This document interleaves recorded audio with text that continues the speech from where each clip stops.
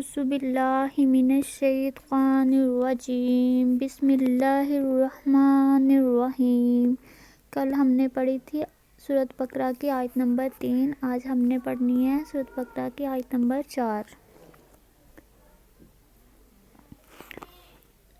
والذین، اور جو لوگ یؤمنون ایمان لاتے ہیں، بما اس پر جو انزل نازل کیا گیا، اور جو لوگ ایمان لاتے ہیں اس پر جو نازل کیا گیا، علیک آپ کی طرف، جو لوگ ایمان لاتے ہیں اس پر جو نازل کیا گیا آپ کی طرف، یعنی آپ صلی اللہ علیہ وآلہ وسلم کی طرف، اور ما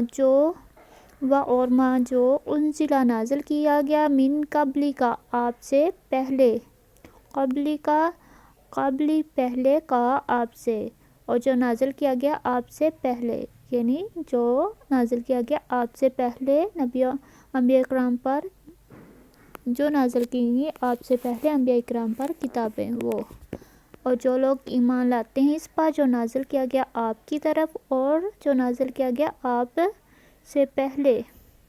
وبالآخرۃ، اور آخرت پر، ہم وہ یوقنون یقین رکھتے ہیں، اور آخرت پر وہ یقین رکھتے ہیں، اور جو لوگ ایمان لاتے ہیں اس پر جو نازل کیا گیا آپ کی طرف اور آپ سے پہلے اور آخرت پر، ہم وہ یقین رکھتے ہیں، اور وہ آخرت پر یقین رکھتے ہیں۔